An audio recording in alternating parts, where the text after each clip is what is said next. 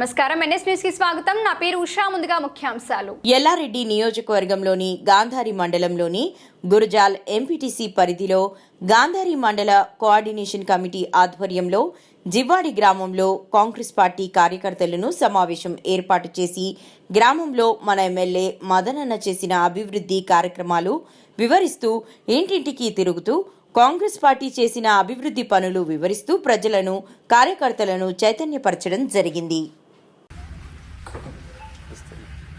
నిన్న జరిగినటువంటి ధర్నా కార్యక్రమం మరి కేటీఆర్ గారు ధర్నాకు పిలుపునివ్వడం అనేది మరి ఎంత సూచనీయమంటే మరి ఇలా తెలివిండో తెలియలేకనో మరి ఆయన ఈ ఈరేస్ కేసు నుంచి మరి ఆయన మీద వస్తున్నటువంటి ఈరేస్ కేసులో మరి ఏదైతే పైసలు 50 కోట్ల రూపాయలు మరి విదేశాలకు డైవర్షన్ చేసిన ఉద్దేశంతో మరి ఆయనకు ఏసీబీ నోటీసులు ఇవ్వగానే ఇలా రైతుల మళ్ళీ ఒకసారి మోసం చేయడానికి తెలంగాణలో ఉన్నటువంటి మరి ఇలా ధర్నా కార్యక్రమాన్ని ఎత్తుకోవడం అనేది చాలా సూచనీయం. ఇలా తెలంగాణ ప్రజలు మోసం చేస్తారంటే మరి పెద్ద ద్రోహి కేసీఆర్ గారు.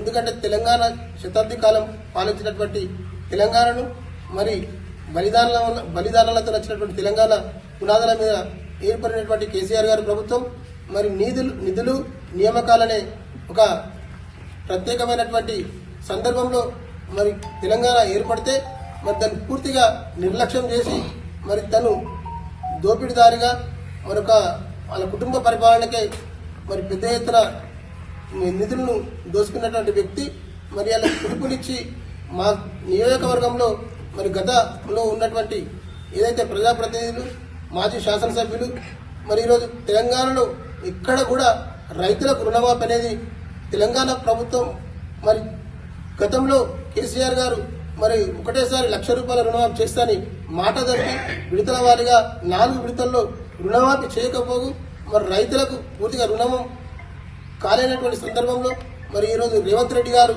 మరి మాట ఇచ్చి ఏదైతే 6 గ్యారెంటీలు మరి 13 పథకాల్లో ప్రతి ఒక్క పథకాన్ని ఈ గడిచినటువంటి సంవత్సర కాలంలో మరి పూర్తి చేస్తున్నటువంటి సందర్భం ప్రజానీకం అందరూ కూడా గమనిస్తూ ఉన్నారు. ప్రజలందరికీ తెలుసు ఈరోజు రైతుల ప్రభుత్వం అంటే కేవలం కాంగ్రెస్ ప్రభుత్వం. ఇలా రేవంత్ రెడ్డి గారు మరి ఏదైతే రాహుల్ గాంధీ గారు సోనియా గాంధీ గారు ఇచ్చినటువంటి మాటకు కట్టుబడి మరి వెంటనే వచ్చినటువంటి తొలి సంవత్సరంలోనే పెద్ద ఎత్తున రైతులకు ఏకకాలంలో 2 లక్షల రుణమాఫీ కూడా పూర్తి చేసినటువంటి ఘనత మరి కాంగ్రెస్ ప్రభుత్వం అని చెప్పేసి నేను సందర్భంగా తెలియజేస్తాను. ఎందుకంటే నిన్ననే మేము తిమ్మపూర్ గ్రామంకి సందర్శించడం జరిగింది. తిమ్మపూర్ గ్రామంలో దాదాపు 185 మంది రైతులుంటే దాంట్లో 180 మంది రైతులకు రుణమాఫీ వర్తించింది. ఒక 5 మందికి ఎందుకు వర్తించలేదంటే కూడా అది కూడా అలా బ్యాంక్ అకౌంట్లో పేరు సాంకేతిక రూపాల వల్ల అలా పేర్లు తప్పుడు నమోదు కావడం వల్ల ఆధార్ కార్డులలో మరి సరైనటువంటి సంఖ్య లేకపోవడం వల్ల జరిగింది తప్పితే 99% ఇలా తెలంగాణ ప్రాంతంలో 2 లక్షల రుణమాఫీ పూర్తి చేసినటువంటి ఘనత తెలంగాణలో రేవంత్ రెడ్డి గారి ప్రభుత్వం అని చెప్పేసి సందర్భంగా తెలియజేస్తా ఉన్నా. రైతులు కూడా పూర్తిగా సంతోషంగా ఉన్నారు. మరి రైతులు మరొకసారి మోసం చేయడానికి మళ్ళా బీఆర్ఎస్ పార్టీ ప్రభుత్వం ఏదో కళ్ళబొల్లి మాటలు చెప్పి బట్టగాల్సి మీదేయడానికి ప్రయత్నం చేస్తుందని చెప్పేసి తెలియజేస్తా ఉన్నాం. అదేవిధంగా ఇలా రైతులకు మొన్న పండినటువంటి పంటలు కూడా సన్న రకానికి కూడా బోనస్ ఇచ్చినటువంటి ఘనత మరి ఈ రేవంత్ రెడ్డి గారి ప్రభుత్వానికి కాదా? మరి అందరు చూస్తలేరా? రైతులందరూ మరి ఆ బోనస్ తీసుకొని మరి సంతోషపడతారా? ఏ గ్రామాల్లోకి వెళ్ళినా మరి ఇప్పుడు కూడా యాసంగి పంట కూడా సన్న రకాలకు మరి రైతులందరూ కూడా పెద్ద ఎత్తున సన్నవరి పెట్టుకుంటే మాకు బోనస్ పడుతుంది. మరి మొన్న బోనస్ కూడా ఇలా 24 గంటల లోపలనే వేసినటువంటి ఘనత రేవంత్ రెడ్డి ప్రభుత్వాన్ని మరి అని చెప్పేసి సందర్భంగా తెలియజేస్తూ మరి అదేవిధంగా ఏదైతే రైతు బంధు కూడా 15,000 రూపాయలు ఇచ్చినటువంటి మాట వాస్తవమే. మరి పూర్తిగా రాష్ట్రాన్ని అధోగతి పాలు చేస్తే మరి ఆర్థిక వనరులు సరిగ్గా లేకపోయినప్పటికీ కూడా ఇలా పథకాలన్నీ కూడా సక్రమంగా వర్తిస్తా ఉన్నాం. ఇప్పుడు రైతు బంధు కూడా ఈ జనవరి 26 నుంచి 12,000 రూపాయలు మరి వేయడం జరుగుతూ ఉంది. మరి నెక్స్ట్ సంవత్సరం మరి ఏదైతే మాట ఇచ్చిండో పెంచుతా పోతామని చెప్పేసి రేవంత్ రెడ్డి గారు మరి రైతులకు భరోసా ఇవ్వడం కూడా జరిగిందని సందర్భంగా తెలియజేస్తా ఉన్నాం.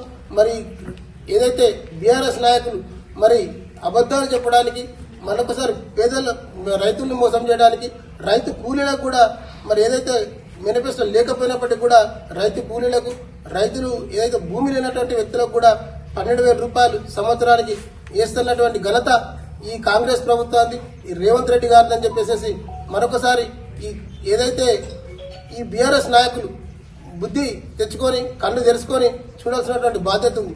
ఇలా అలాంటి పేద రైతులకు కూడా 12,000 రూపాయలు వేస్తామని చెప్పేసి కేబినెట్ లో ఆమోదం తెలపడం జరిగింది.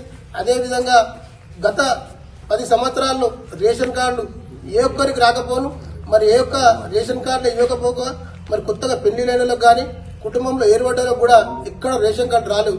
మరి ఈరోజు 26వ తారీఖు నుంచి కూడా రేషన్ కార్డులు కూడా పెద్ద ఎత్తున మరి ఎవరైతే లబ్ధిదారులు ఉన్నారో, ఎవరైతే వారికి కొత్తగా పెళ్లిళ్ళైన కానీ మరి పెద్ద పెద్ద కుటుంబాలు ఉంటాయి, మరి చిన్న కుటుంబాలకు విభజించిన వాళ్ళకి కూడా ఈ 26 నుంచి రేషన్ కార్డు కూడా ఇవ్వబోతా ఉన్నాం.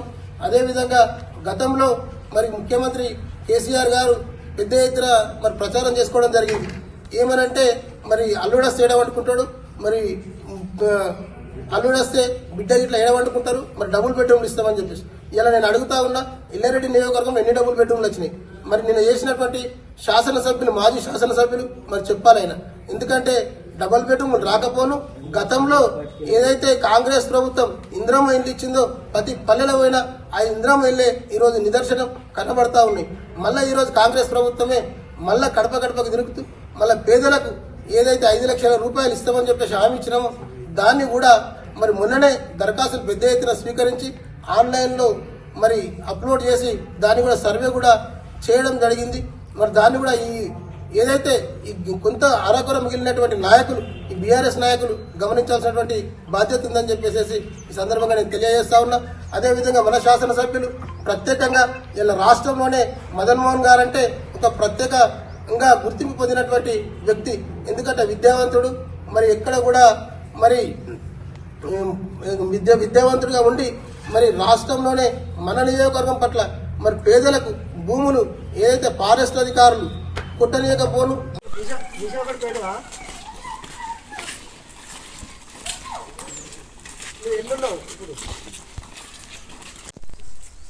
నేటి రోజు మన గౌరవనీయులైన ఎమ్మెల్యే మదన్ మోహన్ రావు గారి ఆదేశానుసారము మరి బ్రాహ్మణపల్లి గ్రామం రావడం జరిగింది. ఇక్కడ ఉన్నటువంటి మన కాంగ్రెస్ పార్టీ కుటుంబ సభ్యులతో చర్చించి మరి ఇక్కడ ఉన్నటువంటి సమస్యల మీద కానీ మరి వాటి మీద కానీ మేము ఆల్రెడీ నోట్ చేసుకున్నాము.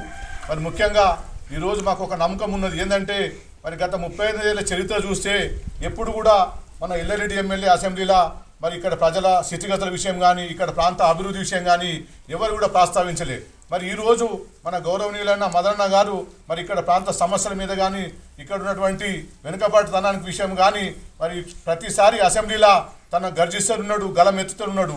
మరి ఈ సందర్భంగా మేము కూడా ఒకటే అనుకుంటున్నాం ఏంటంటే రాబోయే రోజుల్లో కాంగ్రెస్ పార్టీకి మంచి రోజు వస్తున్నాయి, మన ప్రాంతానికి మంచి రోజు వస్తున్నాయి. మరి ఎల్లారెడ్డి ప్రాంతం బాగుపడుతుంది, అందులో మన గాంధారి మండలానికి అధిక ప్రాధాన్యత ఇస్తాడు మన మదనన్న అని చెప్పేసి మేము నమ్ముతున్నాం. మరి ఆయన ఆదేశానుసారం మరి ప్రతి గ్రామాన గవర్నమెంట్ ఏదైతే సంక్షేమ పథకాలు ఇస్తుందో వాటిని ప్రజలకు తీసుకెళ్లేందుకు మా కార్యకర్తలను సాయశక్తుల కృషి చేస్తామని చెప్పేసి ఈ సందర్భంగా నేను అన్నగారికి మాటిస్తున్నా. జై కాంగ్రెస్, జై కాంగ్రెస్.